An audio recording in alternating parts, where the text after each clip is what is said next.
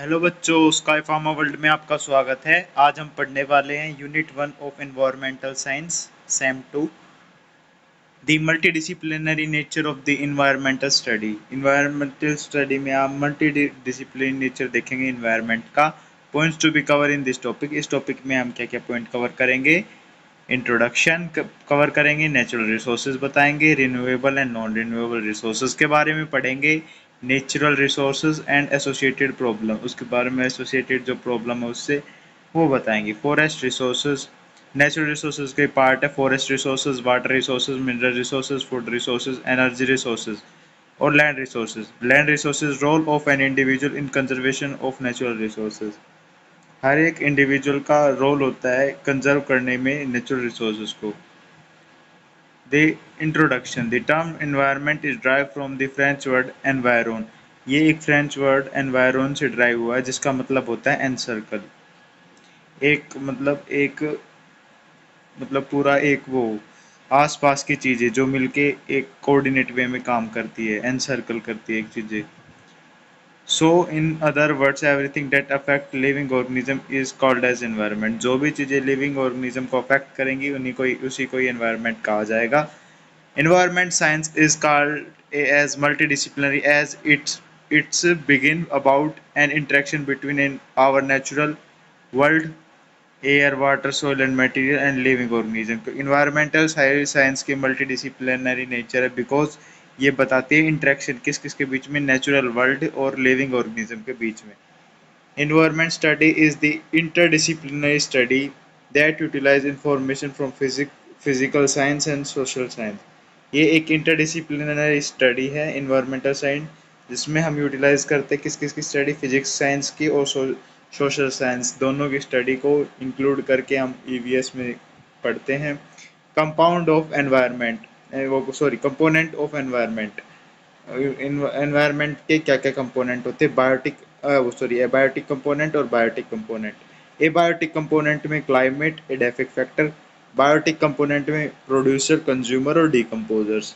Segment of environment, environment के segment, atmosphere, hydrosphere, light sphere और biosphere. ये सब कंपोनेंट सेगमेंट है एनवायरनमेंट्स के। स्कोप ऑफ एनवायरमेंटल साइंस के क्या क्या स्कोप है। Conservation of nature and natural resources का कंजर्वेशन पढ़ते हैं हम इसमें। Conservation, protection of biological diversity का कंजर्वेशन और प्रोटेक्शन पढ़ना होता है। Control of environment and human population, oh sorry human pollution, human के द्वारा जो पोल्यूशन हो रहा है वो, और एनवायरनमेंट और ह्यूमन पोल्यूशन को दोनों को कंट्रोल करना। Social issue in the is in related to the development and environment. जो सोशल इशू आते हैं किसके बीच में, डेवलपमेंट और एनवायरनमेंट के बीच में, उनको देखना। Development of non polluting renewable energy system and provide new dimension to the nature security. हमें प्रोवाइड करनी चाहिए non polluting renewable energy resources system को प्रोवाइड करना चाहिए अपने सोसाइटी के अंदर, ताकि ये नेचर को सिक्योर कर सके। Multi disciplinary nature of environment की मतलब एनवायरनमेंट का multi disciplinary nature. Studies, the environment study is a multidisciplinary science because it comprises of various branches of the studies। इसके अंदर अलग अलग ब्रांच आती है स्टडीज की, तो ये एक मल्टीडिसिप्लिनरी साइंस है। Chemistry, physics, medical science, life science, agriculture, public health और सैनिटरी इंजीनियरिंग, ये सारी चीज़ें इसमें इंक्लूड होती है। एनवायरमेंटल टाइप के history, ecology, biology, engineering, history, political science and anthropology, marine science, earth science, planning, geography, ये सब कुछ इसमें इंक्लूड होते हैं। It is the science of physical phenomena in the environment. ये एक साइंस होती है फिजिकल फिनोमेना के बारे में एनवायरनमेंट के अंदर। It studies about the source, reaction, transport, effect and fate of the physical and biological species. इसमें हम पढ़ते हैं सोर्स, रिएक्शन, ट्रांसपोर्ट और इफेक्ट, फेट ऑफ फिजिकल और बायोलॉजिकल स्पीसीज के बारे में पढ़ते हैं। In the air, water and soil and the effect of from the human activity upon this, और ह्यूमन एक्टिविटीज का इन सब के ऊपर क्या क्या इफेक्ट पड़ रहा है। As the environment is complex, environment complex होती है and actually made up of many different environments, और अलग अलग छोटे छोटे एनवायरनमेंट से मिलकर बनी हुई होती है, like natural, constructed and cultural environment. Environment study is the interdisciplinary in the nature, interdisciplinary एक दूसरे से जुड़ी हुई भी होती है, include the study of biology, geology, politics, policy, studies, law, religion, engineering, chemistry, economy to understand the humanity effect on the natural world के ऊपर humanity का क्या क्या effect पड़ रहा है। This subject educate the student to appreciate the complexity of the environment issue and citizen and experts in many field। ये environmental issue के बारे में स्टूडेंट्स को अप्रिशिएट करती है, उनको कॉम्प्लेक्सिटी को समझाती है और सिटीजन को एक्सपर्ट करती है इन सब के अलग अलग फील्ड्स के अंदर। By studying the environmental science the student में develop breath breadth of the interdisciplinary and methodology knowledge in the environmental field के बारे में वो अलग अलग interdisciplinary और methodological knowledge को जानते हैं। environmental field that enable them to facilitate the definition and solution of the environmental problem की definition और उसके solution के बारे में बताते हैं। importance of the environmental studies कि क्या क्या importance है। the importance of the environment study is that the current trends of the environment degradation can be reversed if people of educated communities are organized, empowered and experts as involved in the sustainable development। अगर आपकी environmental degradation जब रुक सकती है तब आपकी educated people involve होंगे organisation में, एम्पावर में, और एक्सपर्ट्स इन्वॉल्व होंगे सस्टेनेबल एनर्जी या फिर सस्टेनेबल डेवलपमेंट के अंदर। Environmental factor greatly influence every organism and their activities. Environmental factor हर एक ऑर्गेनिज्म और उनकी एक्टिविटीज को इफेक्ट करते हैं। At present a great number of environmental issue have grown in size and complexity day by day. आज के time में ज़्यादा नंबर में इन्वायरमेंटल इशू ग्रो हो रहे हैं और उनकी कॉम्प्लेक्सिटी भी इंक्रीज हो रही है day by day. The threatening the survival of Mankind on the earth, जिसके कारण मैनकाइंड का सर्वाइवल खतरे में आता जा रहा है धरती के ऊपर।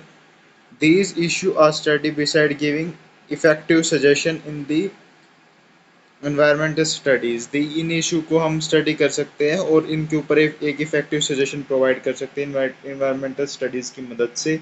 The environmental study enlighten us about the importance of protection and conservation of our natural resources, indiscriminated release of the pollution into the environment। जो environment study है वो एनलाइटेड वो हमको बताती है about the importance of protection and conservation के बारे में, प्रोटेक्शन कैसे करनी, कंजर्व कैसे करनी नेचुरल रिसोर्सेज, और indiscriminate release of the pollution into the environment, और कैसे किस तरीके से इन पोल्यूशन करने वाली चीज़ों को कैसे इन्वायरमेंट के अंदर रिलीज करना है।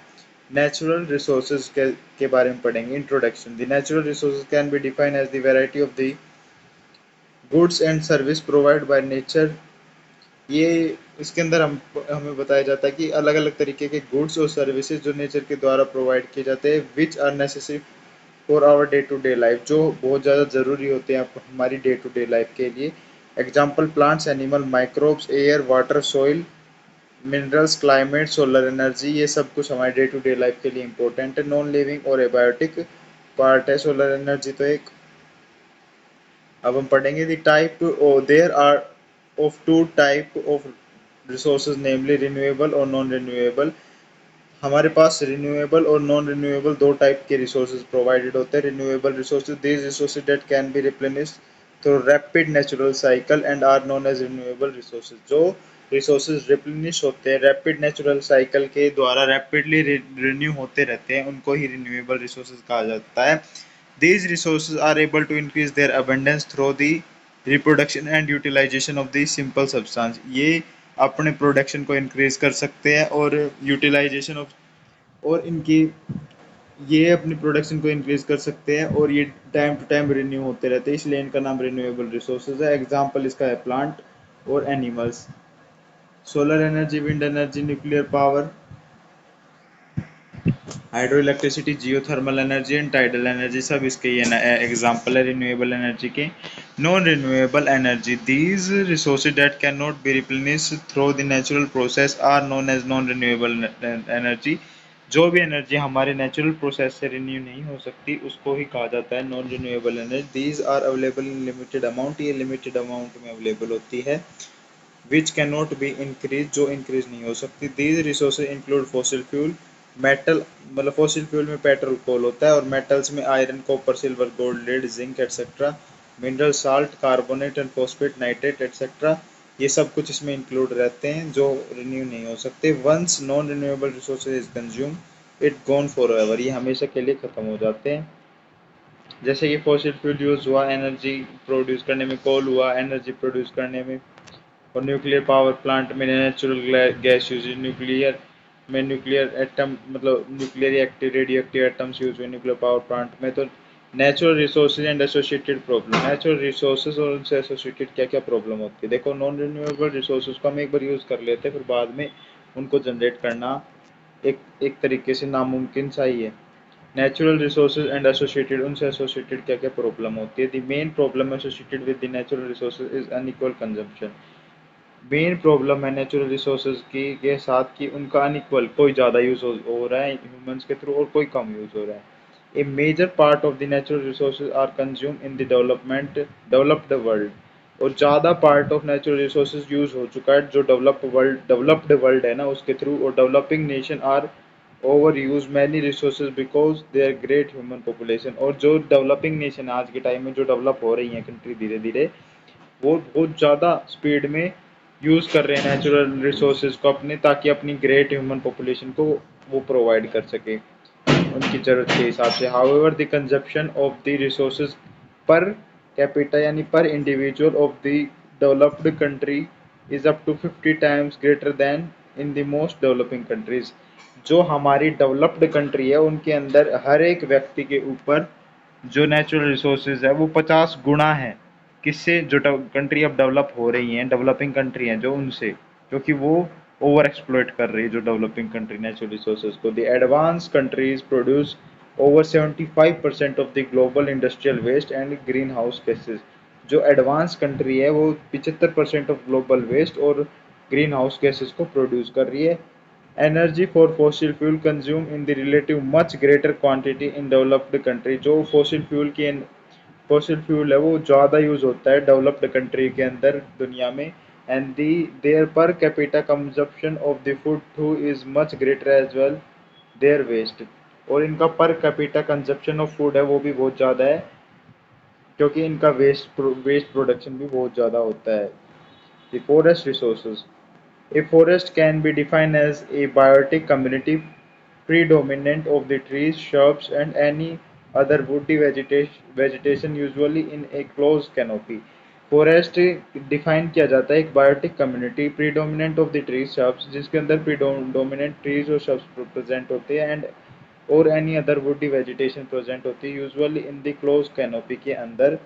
It is derived from the Latin word forest means the outside. ये एक लैटिन वर्ड फॉरेस्ट से ड्राइव किया गया है जिसका मतलब आउटसाइड यानी कि बाहर होता है। The Indian forest cover 66,76,000 square kilometre इतना एरिया कवर करते हैं, यानी कि 20.55% of the geographic area India का वो फॉरेस्ट से कवर है। और scientist estimated that India should ideally have 33% of their land under the forest. मतलब साइंटिस्ट के द्वारा अगर एस्टिमेट लगाया जाए तो 33% लैंड हमारी फॉरेस्ट के अंदर आती है। Today we only have 12%, thus we need not only to protect our existing forest but also increase our forest cover।